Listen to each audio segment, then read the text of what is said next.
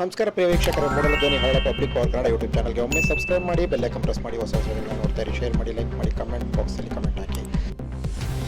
Kollegal JSS nursing ಶಾಲೆ, ಶುಶ್ರೂಷಾ ಶಾಲೆ ಇದರಲ್ಲಿ 22ನೇ ಬ್ಯಾಚ್ 2026 ಜ್ಯೋತಿ ಬೆಳಗುವಿಕೆ ಮತ್ತು ಪ್ರತಿಜ್ಞಾ ವಿಧಿ ಕಾರ್ಯಕ್ರಮ ಇವತ್ತು ನಡೆಯಿತು.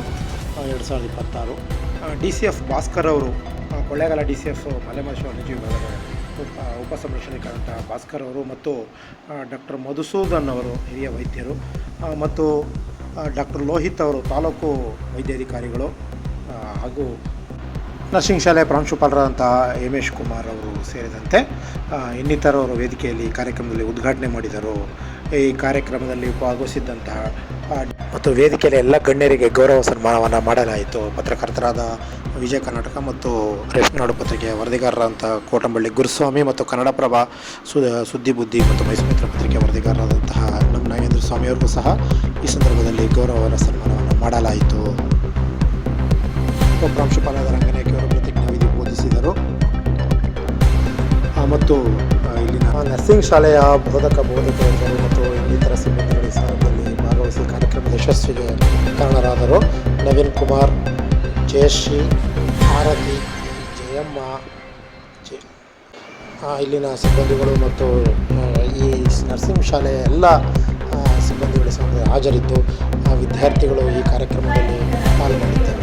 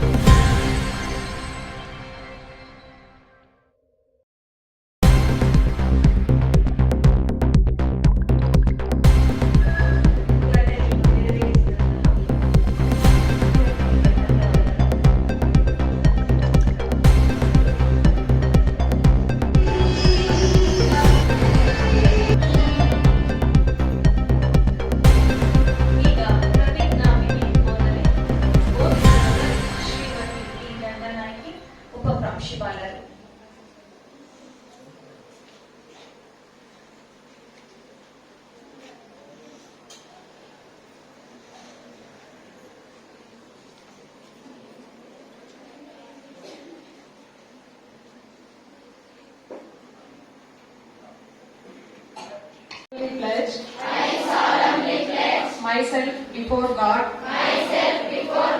and in the presence of this assembly to pass my life in purity and to practice my profession faithfully I will abstain from whatever is deleterious and mischievous and will not take or knowingly administer any harmful drug. I will do all in my power to maintain and elevate the standard of my profession and will hold in confidence all personal matters committed to my keeping and all family affairs coming to my knowledge in the practice of my calling. With loyalty will I endeavor to aid the physician in his work and devote myself to the welfare of my client and society. Thank you.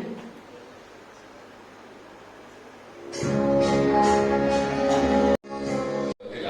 ಒಂದು ಏನು nursing profession ಏನಿದೆ ಅದು ಗೊತ್ತಿದೆ ಎಲ್ಲ. ನಾವು Florence Nightingale ಹೆಸರು ನಾವು ಮಕ್ಕಳಿದ್ದಾಗ ನಾವು ಶಾಲೆಯಿಂದಾಗಲೇ ಗೊತ್ತಿದೆ. ಒಂದು ಉದ್ಯೋಗ ಅಂದ್ಕೊಂಡಿದೆ, ಅದನ್ನ ಒಂದು ನನಗೆ ಅದರಲ್ಲಿ ಆಸಕ್ತಿ ಇದೆ ಅಥವಾ ಆ ಸೇವೆಯಲ್ಲಿ ನನಗೆ ಆಸಕ್ತಿ ಇದೆ ಅಂತ ಹೇಳಿಕೊಂಡು ಬಂದಾಗ ಅದೊಂದು ಒಂದು ಸಾರ್ಥಕ ಆಗುತ್ತೆ. ಅದೇ ಯಾವುದೇ ಪ್ರೊಫೆಷನ್ ಆಗ್ಬೋದು. ಈಗ ವೈದ್ಯರಿದ್ದಾರೆ ಇಲ್ಲಿ, ವೈದ್ಯರ ವೃತ್ತಿ ಆಗ್ಬೋದು, ಅಥವಾ ನಾನು ನನ್ನ ಏನು ಅರಣ್ಯ ಆಗ್ಬೋದು, ಅಥವಾ ಒಬ್ಬ ಟೀಚಿಂಗ್ ಪ್ರೊಫೆಷನ್ ಆಗ್ಬೋದು. ಇಂತಹ ವಿಶೇಷ ಕೆಲವು ಉದ್ಯೋಗಗಳಲ್ಲಿ ಅದನ್ನ ನಾವು ನಾನು ಆಸಕ್ತಿ ಇದ್ದು ನಾನು ಆ ಹುದ್ದೆಗೆ ಹೋಗ್ಬೇಕು ಅಂತೇಳಿ ಅದನ್ನ ನಾವು ಒಂದು ಯಾವುದೇ ಒಂದು ವೃತ್ತಿ ಅಥವಾ ನನ್ನ ಕೆಲಸ ಸಂಬಳ ಪಡೀಲಿಕ್ಕೆ ಒಂದು ಕೆಲಸ ಅಂತ ಹೇಳ್ಕೊಂಡು ಹೋದಾಗ ಅದು ಅದಕ್ಕೆ ಅಷ್ಟಕ್ಕೆ ಸೀಮಿತ ಆಗುತ್ತೆ. ಸೊ ಹಂಗಾಗಿ ಅದಕ್ಕೆ ವಿಶೇಷವಾಗಿ ಮಹಿಳೆಯರೇ ಯಾಕೆ ಇರ್ತೀರ ಮತ್ತೆ ಅಂದ್ರೆ ಈ ದಾದಿಯರ ಸೇವೆ ಅನ್ನೋದು ಅದೊಂದು ಮಾತೃ ಸೇವೆ. ಅವರಿಗೆ ಮಹಿಳೆಯರಿಗೇನೆ ಆ ತಾಯಿ ಹೃದಯ ಇರೋದು, ಆ ತಾಯಿ ತನ್ನ ಅನುಭವಿಸೋದು ಅವರೇನೆ. ಹಾಗಾಗಿ ಅವರಿಗೆ ಇದಿರುತ್ತೆ, ಆ ಒಂದು ತಾಯ್ತನ ಇರುತ್ತೆ ಸ್ವಾಭಾವಿಕವಾಗಿ. ಹಾಗಾಗಿ ಆ ವೃತ್ತಿಗೆ ಅವರು ಹೆಚ್ಚು ಸೂಕ್ತ. ಹಾಗಾಗಿನೇ ಮಹಿಳೆಯರು ಜಾಸ್ತಿ ಇದ್ದಾರೆ. ಆ ಮನೋಭಾವದಿಂದ ಸೇವೆಯನ್ನು ನಿರ್ವಹಿಸಿದಾಗ ನಾವು ರೋಗಿಯನ್ನ ಒಂದು ಮಮತೆಯಿಂದ ನೋಡ್ಕೊಂಡಾಗನೇ ಅದಕ್ಕೆ ಒಂದು ಸಾರ್ಥಕತೆ ಬರುತ್ತೆ. ಮತ್ತೆ ಇನ್ನೊಂದು ವಿಶೇಷ ಏನಂದ್ರೆ ನಮ್ಮ ದೇಶದಲ್ಲಿ ಹೆಚ್ಚಿಗೆ ನಮ್ಮ ಸೌತ್ ಇಂಡಿಯಾ ಏನು ದಕ್ಷಿಣ ಭಾರತದಿಂದನೇ ಹೆಚ್ಚು ಸಂಖ್ಯೆಯ ಅಲ್ಲಿ ಈ ವೃತ್ತಿಗೆ ಬರುವಂತದ್ದು. ಯಾಕಂದ್ರೆ ಆ ವೃತ್ತಿ ಬಗ್ಗೆ ಅವರಿಗೆ ಆಸಕ್ತಿ ಇದೆ. ಇಲ್ಲಿ ನಾವು ನೋಡ್ತಾ ಇದ್ದೀವಿ, ಕೇರಳದಿಂದ ಆಗ್ಬೋದು, ಇವನ್ ತಮಿಳುನಾಡು, ಕರ್ನಾಟಕದ ಏನು ಕೆಲವು ಭಾಗಗಳಿಂದ, ಈ ಭಾಗಗಳಿಂದನೇ ನಮ್ಮ ಈವನ್ ನಾವು ಉತ್ತರ ಭಾರತ, ಈವನ್ ಗಲ್ಫ್ ಕಂಟ್ರೀಸ್, ಹೊರಗಡೆ ದೇಶಗಳಲ್ಲೂ ಸಹ ನಮಗೆ ಗೊತ್ತಿರುವಂತ ಒಬ್ರು ಆಫ್ರಿಕಾದಲ್ಲಿ ನರ್ಸಾಗಿ ಸೇವೆ ಸಲ್ಲಿಸಿ ಸಾಕಷ್ಟು ವರ್ಷ ನಿವೃತ್ತಿಯನ್ನು ಹೊಂದಿದ್ದಾರೆ. ಹಾಗಾಗಿ ನಮ್ಮ ಒಂದು ಹೆಮ್ಮೆಯಿಂದ ಹೇಳ್ಕೊಡ್ಬೇಕು ಅಂದ್ರೆ ಈ ದಕ್ಷಿಣ ಭಾರತದ ಜನರಿಗೆ ಸಾಮಾನ್ಯವಾಗಿ ಹಾಗೇನೆ ಮಹಿಳೆಯರಿಗೆ ಆ ಮಾತೃ ಹೃದಯತೆ ಇದು ಸ್ವಾಭಾವಿಕವಾಗಿಯೇ ಅದು ಆ ಕೊಡುಗೆಯಾಗಿ ಬಂದಿರೋದ್ರಿಂದ ಇಲ್ಲಿನ ಜನ ಆ ಉದ್ಯೋಗದಲ್ಲಿ ಯಶಸ್ವಿಯನ್ನ ಕಾಣಲಿಕ್ಕೆ ಹೆಚ್ಚಿನ ಸಂಖ್ಯೆಯಲ್ಲಿ ಅದರಲ್ಲಿ ಸೇರ್ಕೊಳ್ಳೋದು ಕಂಡು ಬರ್ತಾ ಇದೆ. ಮತ್ತೆ ಇದ್ರ ಬಗ್ಗೆ ಹೆಚ್ಚಿಗೆ ನಾನು ಏನು ಹೇಳಿ ಬಯಸೋದಿಲ್ಲ. ಪುನಃ ನನ್ನನ್ನ ಇವತ್ತು ಒಂದು ಮುಖ್ಯ ಅತಿಥಿಯನ್ನಾಗಿ ಆಹ್ವಾನಿಸಿದ್ದಾರೆ. ಹಾಗಾಗಿ ನಾನು ನಮ್ಮ ಇಲಾಖೆ ಬಗ್ಗೆ ಒಂದೆರಡು ಮಾತುಗಳನ್ನ ಹೇಳ್ತೀನಿ. ಅರಣ್ಯ ಇಲಾಖೆ ಅದು ಒಂಥರ ಹೇಗೆ ಅಂದ್ರೆ ಸಾರ್ವಜನಿಕ ಈಗ ನಮ್ಮ ಒಂದು ಸರ್ಕಾರಿ ಇದು ತಗೊಂಡಾಗ ಸುಮಾರು 45-50 ಇಲಾಖೆಗಳು, ಮತ್ತೆ ಅದರಲ್ಲಿ ಇದ್ರೆ ಇದು ಕಾರ್ಪೊರೇಷನ್ಸ್ ಇವನ್ನೆಲ್ಲ ಸೇರಿಸಿಕೊಂಡ್ರೆ ಸುಮಾರು 75 ಇಲಾಖೆಗಳಿದ್ದಾವೆ. ಎಲ್ಲ ಇಲಾಖೆಗಳಲ್ಲೂ ಸಾರ್ವಜನಿಕರಿಗೆ ಸೇವೆಯನ್ನು ಕೊಡುವಂತಹ ಅಂದ್ರೆ ನೇರವಾಗಿ ಅವರಿಗೆ ಒಂದೊಂದು ಸೌಕರ್ಯಗಳು, ಯಾವುದೋ ಒಂದು ಯೋಜನೆಗಳನ್ನ ಕೊಡೋದು. ಈ ಡಾಕ್ಟರ್ ಅಂದ್ರೆ ಅವರಿಗೆ ರೋಗಿಗಳಿಗೆ ಆರೋಗ್ಯವನ್ನ ನೋಡ್ಕೊಳ್ಳುವಂಥದ್ದು, ಆರೋಗ್ಯ ಯೋಜನೆಗಳನ್ನ ಜಾರಿಗೆ ತರುವಂಥದ್ದು. ಈಗ ಪೊಲೀಸ್ ಅಂದ್ರೆ ಅವರಿಗೆ ಲಾ ಅಂಡ್ ಆರ್ಡರ್ ಮೇಂಟೈನ್ ಮಾಡೋದು ಮತ್ತೊಂದು ಪ್ರಕರಣ. ಅದೇ ರೀತಿ ಒಂದಲ್ಲ ಒಂದು ಈಗ ಪಿಡಬ್ಲ್ಯೂಡಿ ಅಂದ್ರೆ ರಸ್ತೆ ಮಾಡ್ತಾರೆ, ಕೃಷಿ ಇಲಾಖೆ ಅಂದ್ರೆ ಕೃಷಿಗೆ ಸಂಬಂಧಿತ ಅನುಕೂಲಗಳನ್ನು ಮಾಡ್ಕೊಡ್ತಾರೆ. ಬಟ್ ಅರಣ್ಯ ಇಲಾಖೆ ಏನಂದ್ರೆ ನೇರವಾಗಿ ಯಾವುದೇ ರೀತಿಯ ಒಂದು ಸವಲತ್ತುಗಳನ್ನಾಗಲಿ ಒಂದು ವ್ಯವಸ್ಥೆಯನ್ನಾಗಲಿ ಏನು ಕೊಡೋದಿಲ್ಲ ಸಾರ್ವಜನಿಕರಿಗೆ. ಅದಕ್ಕೆ ಹೊರತಾಗಿ ಸಾಕಷ್ಟು ನಿರ್ಬಂಧಗಳನ್ನು ನಾವು ಮಾಡ್ತೀವಿ. ನೀವು ಮರ ಕಡಿಬೇಡಿ, ನೀವು ಗಾಡಿಗೆ ಹೋಗಬೇಡಿ, ಕಾಲನ್ನ ಒತ್ತುವರಿ ಮಾಡಬೇಡಿ, ಅಂದ್ರೆ ರಿಸ್ಟ್ರಿಕ್ಷನ್ಸ್, ಆ ತರ ಪೊಲೀಸಿಂಗ್ ತರ ಕೆಲಸಗಳನ್ನು ಮಾಡ್ತಾರೆ. ಯಾಕೆಂದ್ರೆ ಕಾಡು ನಮ್ಗೆ ಏನು ನೇರವಾಗಿ ಅಂದ್ರೆ ಆ ತರ ಕೊಡದೇ ಇರ್ಬೋದು, ಬಟ್ ಇಂಡೈರೆಕ್ಟ್ ಆಗಿ ಏನು ಪರಿಸರ, ನಾವು ನಮ್ಮ ಆರೋಗ್ಯ ಸ್ವಾಸ್ಥ್ಯ ಉಳಿಬೇಕಂದ್ರೆ ಪರಿಸರ ಉತ್ತಮವಾಗಿರ್ಬೇಕು. ಈಗ ನಮ್ಮ ಗಾಳಿ ಇರಬೇಕು, ಜಲ ಇವೆಲ್ಲ ಬೇಕು ಅಂದ್ರೆ ನಮಗೆ ಕಾಡು ಬೇಕು. ಹಾಗಾಗಿನೇ ನಾವು ಆ ಅರಣ್ಯನ ಉಳಿಸಬೇಕು. ಹಂಗಾಗಿ ಆ ಅರಣ್ಯವನ್ನ ರಕ್ಷಣೆ ಮಾಡುವಂತಹ ಒಂದು ಇಲಾಖೆ ಅರಣ್ಯ ಸೇವೆ, ಅದು ನಮ್ದು ಒಂದು ರೀತಿಯ ಅಳಿಲು ಸೇವೆ ಮಾಡ್ತಾ ಇದ್ದೀವಿ. ಯಾಕಂದ್ರೆ ನಮ್ಗೆ ನಿಮ್ಗೆಲ್ಲ ಗೊತ್ತಿದೆ, ಬೇಕಾಗಿರೋದು ಮುಖ್ಯವಾಗಿ ಬದುಕಲಿಕ್ಕೆ ಗಾಳಿ, ನೀರು ಮತ್ತು ಆಹಾರ. ಆಹಾರ ಈಗ ಸಿಂಥೆಟಿಕ್ ಆಗಿ ಎಲ್ಲ ಪ್ರೊಡ್ಯೂಸ್ ಮಾಡೋದು ಅಂತದ್ದು ಇದೆ. ಅದ್ರ ಸ್ವಾಭಾವಿಕವಾಗಿ ಸ್ವಚ್ಛವಾದ ಆಹಾರ ಬೇಕಾದ್ರೆ ಒಳ್ಳೆ ಭೂಮಿ ಬೇಕು, ಅದರಲ್ಲಿ ಗಾಳಿ ಬೇಕಂದ್ರೆ ಉತ್ತಮವಾದ ಪರಿಸರ, ಆಮ್ಲಜನಕ ಬೇಕು ಅಂದ್ರೆ ನಿಮಗೆ ಎಲ್ಲಿಂದ ಬರುತ್ತೆ?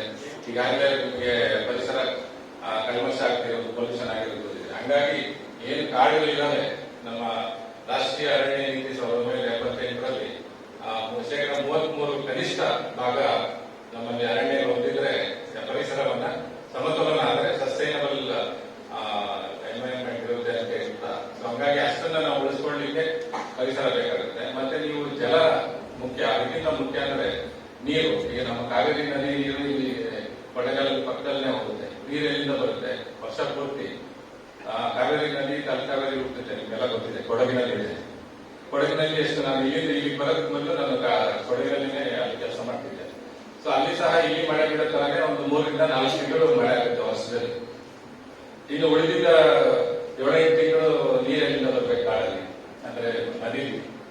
ಸೊ ಏನು 3-4 ತಿಂಗಳು ಮಳೆ ಬರೋದನ್ನ ಹಿಡಿದಿಟ್ಕೊಂಡು ಅದನ್ನ ವರ್ಷ ಪೂರ್ತಿ ಜಲವನ್ನಾಗಿ ಬಿಡುಗಡೆ ಮಾಡುವಂತಹ ಒಂದು ಏನು ಮೆಕ್ಯಾನಿಸಮ್ ಅಂತ ಹೇಳ್ಬೋದು, ಅದು ಇರುವಂತದ್ದು ಅರಣ್ಯಕ್ಕೆ ಆ ಶಕ್ತಿ.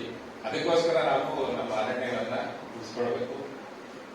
ಈಗ ಹಿಮಾಲಯ ಪರ್ವತಗಳಲ್ಲಾದ್ರೆ ಗಂಗಾ ನದಿ, ಯಮುನಾ ನದಿ ಎಲ್ಲ ಹಿಮ ಇರುತ್ತೆ, ನಿಮ್ಮೆಲ್ಲ ಓದ್ತಿದ್ದಾರೆ, ಗೊತ್ತಿರುತ್ತೆ. ಹಿಮ ಕರಗಿ ವರ್ಷ ಪೂರ್ತಿ ಆಗಿರುತ್ತೆ. ಬಟ್ ನಮ್ಮಲ್ಲಿ ಆ ತರ ಯಾವುದೇ ಹಿಮ ಇಲ್ಲ. ಸೊ ಇದೆಲ್ಲ ಕಾಡುಗಳು ಏನು ಮಾಡುವಂತಹ ಒಂದು ಸೌಕರ್ಯ. ಹಾಗಾಗಿನೇ ಕಾಡಿದ್ರೆ ಕಾಡಿದ್ರೆ ಮಳೆ ಅಂತ ಹೇಳ್ತಾ ಇರೋದು. ಸೊ ಇದಕ್ಕೋಸ್ಕರ ಅಂದ್ರೆ ಇವೆಲ್ಲ ನಮಗ್ ಬೇಕು. ಹಂಗಾಗಿ ನಮ್ಮ ಸ್ವಾರ್ಥಕ್ಕೋಸ್ಕರನೇ ನಾವು ಅರಣ್ಯವನ್ನ ರಕ್ಷಣೆ ಮಾಡ್ಕೋಬೇಕು ಅಂತ ಹೇಳ್ತಾ, ಜೊತೆಗೆ ಕಾಡಿದ್ದಾಗ ಸ್ವಾಭಾವಿಕವಾಗಿ ಕಾಡಲ್ಲಿ ಪ್ರಾಣಿಗಳಿರ್ತವೆ, ವನ್ಯ ಪ್ರಾಣಿಗಳು, ದೇ ಆರ್ ವಾಯ್ಸ್ಲೆಸ್. ಸೊ ಏನು ಮೂಕ ಪ್ರಾಣಿಗಳಿದ್ದಾವೆ ಅವುಗಳ ರಕ್ಷಣೆ ನಾವು ಆಗ್ಬೇಕು.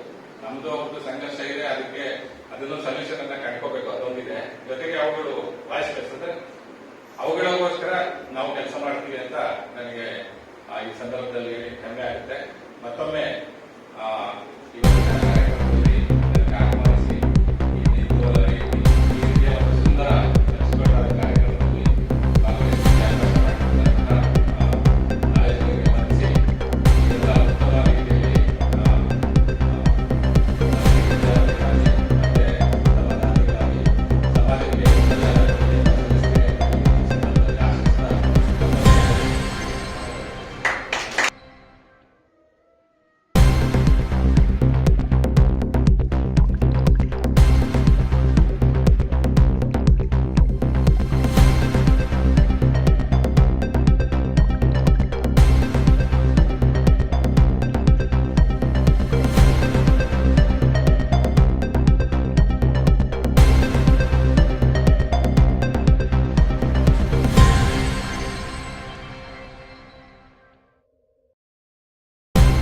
ಸಾವಿರದ 26-22ನೇ ಬ್ಯಾಚ್ನಲ್ಲಿ ನಡೆಯುತ್ತಿರುವ ಈ ಕಾರ್ಯಕ್ರಮದಲ್ಲಿ ಬಹಳ ಉತ್ಸುಕತೆಯಿಂದ, ಬಹಳ ಆತ್ಮೀಯತೆಯಿಂದ ಎಲ್ಲರೂ ಕೂಡ ಪಾಲ್ಗೊಂಡಿದ್ದರು.